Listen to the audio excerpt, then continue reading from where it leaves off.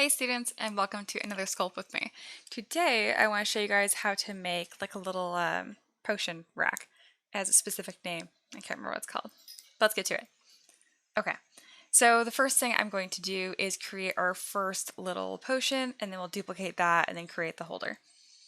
Okay, so all I did so far was double click on a Dynamesh sphere. That's it. And it leaves us with this.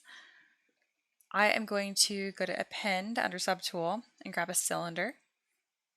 I'm also going to delete this sphere because I just don't need it. So click delete and say always okay.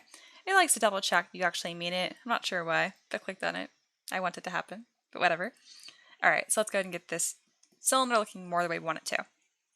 I'll click W for 3D gizmo, and I'm going to stretch it up. I'm going to grab this little yellow square and shrink it down a bunch. Zooming in right here. Alright, so it's really low poly, so it has all these little lines on it, which I'm not crazy about. So I'm going to click divide a couple times.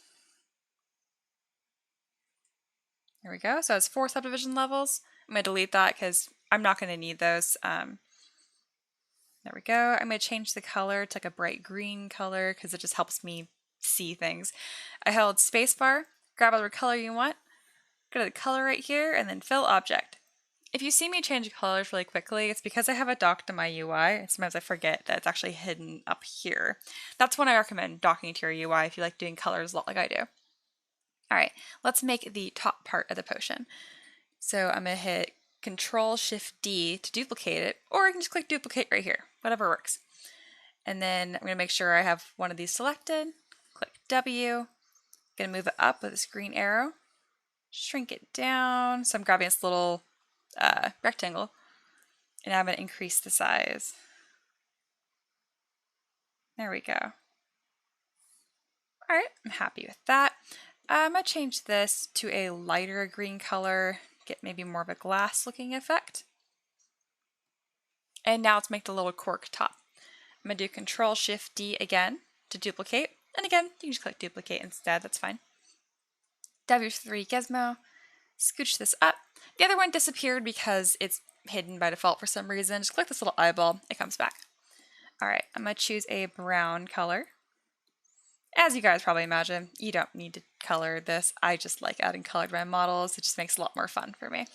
Okay, and now I'm going to click this little gear right here, and then go to taper. Grab this little cone, kind of pull it up. And this one you can pull a little bit too. It just looks like a nice little cap effect. Click on the gear again, and then click accept. Gonna scooch this down, make it a little bit smaller by grabbing that yellow square. And just kind of adjusting the size. Alright, I am happy with how that looks. And now I'm going to merge all these down. I'm going to merge down. Again, it's going to ask if you're sure. I'm not sure why ZBrush does this so much. If you know a way to get rid of it, message me. I've not found it. So merge down. Okay. That's all done. So now let's create like the actual holder. What's really helpful, I'm going to show you right now, is you'll learn how to create wood textures really quickly, or at least how I do it. Alright, I'm going to go append, and we're going to grab a cube this time. I also clicked on the little eyeball for the potion, so you don't have to see it. Alright, now that we have this, I'm going to change the color to a little bit darker. Click fill object. Okay, W for 3D gizmo, shrinking this down. Doing it again. I want like a little skinny wood piece. And now I'm going to divide a few times, because if I use Dynamesh right away, it's going to keep this really harsh box shape. I don't want that. I want it a little rounder, just like that. It looks nice. I'm going to click delete lower, and now I'm going to use Dynamesh. The default resolution 120 is fine. If you do that and it looks like really low poly, it's just because you have a small object, so don't be afraid to change resolution as you need. I'm going to go to Dam Standard, which you can find by B for the brush palette, D for Dam Standard. There it is. Holding spacebar, I'm going to change the alpha now. So click on Brush Alpha. I'm going to click on this one. For me it's 60, but for you might be different. It depends how many alphas you have. There we go. And then now I make my brush size a little bit bigger. It's all up to preference though. And I can kind of just drag in. And as you can tell, it looks terrible. So let's adjust some things. Let's reduce the Z intensity. And and maybe increase the focal shift. This increases the fall off, so I'll blend more into the object here. Looking a little better. It's really jagged looking because I only have 9,000 points. I'll click divide, now I have 36,000 points. So it's looking a little better. I'm happier with that. I'm going to reduce the intensity even more to like 10. And if you notice when I'm doing this, I'm not going like straight down. You can do that. I do that when I'm just doing things quickly. But if you like just kind of wiggle side to side just a little bit, you'll get a much nicer effect. All right, like on the sides of this, they aren't too as important. So I'm just I do it really quickly. But now that you know how I'm doing it, that's all I'm doing. There we go. I have a little wood piece. I'm going to delete the lower subdivision levels because I just don't need them. I'm going to click on my paintbrush because I want some more shadow and depth to the wood. This is a quick way for me to do it. So I clicked on my paintbrush, which is B for the brush palette, P for poly paint. There it is. Spacebar, change the dots to drag rectangle. And this is kind of like the cool trick. So I choose a darker wood color. In my drag, you can see, here I'll do it even darker so you can see it. It just is nice gradient. But I want to grab certain parts. So what I do is I go to brush, auto masking, and I turn on back face mask, and it causes it to kind of just grab the shadows. You could mask by cavity and get the same effect, but this is so much faster. So I'm kind of just playing with that a little bit. Reducing my RGB intensity, which is how strong your paint intensity is. I'm happy with that. All right, I'm going to show the potion again. And now let's assemble our little stand. Okay. Moving this up here, I'm going to increase the size, make it a little bit wider. I grabbed the 3D gizmo with W for that. Q brings you back to draw mode. I always forget to say that one out loud because I'm just so used to clicking on it. All right. We'll make this, let's do 4 potions wide. There we go. I'm going to do W for 3D gizmo. I'm going to hold Control, and as it's held down, I'm going to grab this arrow and drag straight down. You could duplicate, but I might as well keep it the same subtool. There's no reason for me not to. It automatically masks when you do that as well, so I can clear the mask with Control drag. There we go. I'm going to grab the potion. Oop, eyeball again. I'm going to kind of move it up a little bit so it fits nicely. Maybe make it a little bit smaller. There we go. I think I'm happy with that. Okay, and now I'm going to hold Control again and get that duplicate effect going.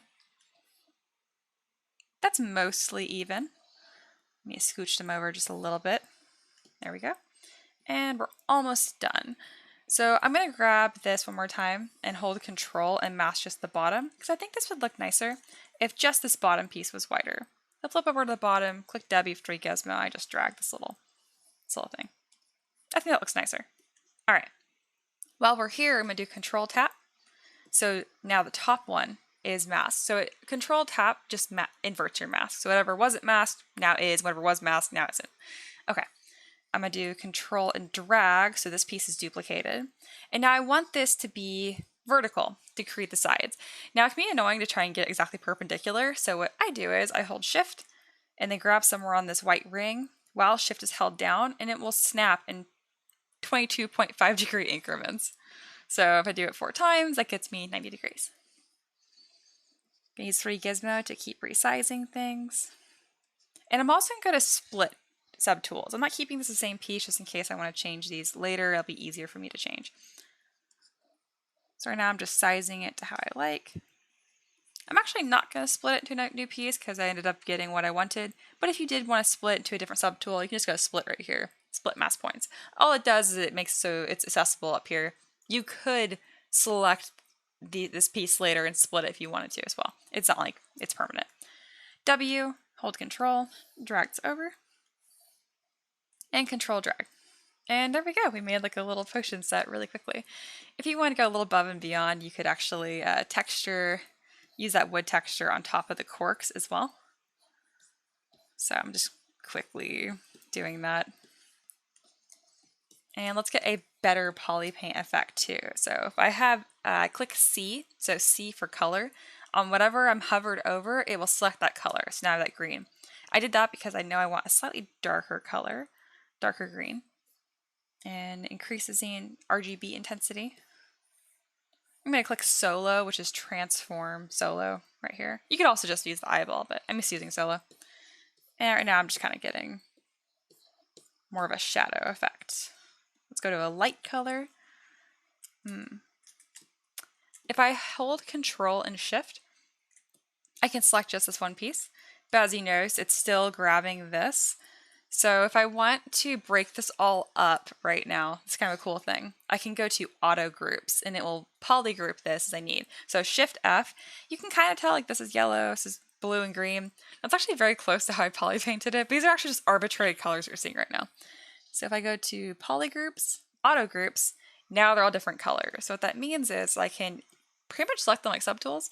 So Control Shift, and I'm just clicking and making all of these hide. So now I can just deal with poly painting this if I want to. And this is what I was talking about earlier. You can use this method if you want to split back to subtools. I almost forgot what I was going to say. All right, it's good enough. Control Shift, click somewhere off your model, and it all comes back. Let's click solo again. And there we go. We have a cute little potion rack. This is kind of a quick, fun one. Whenever I am working on my models and I'm getting like really bogged down in like the design or it's feeling really challenging, I always enjoy creating a little thing like this. Let's get a nice render on there.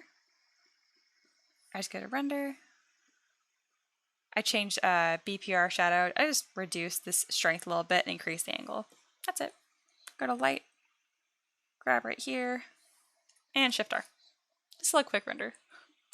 But that's everything. Thanks for watching, and I'll see you in the next one. Bye.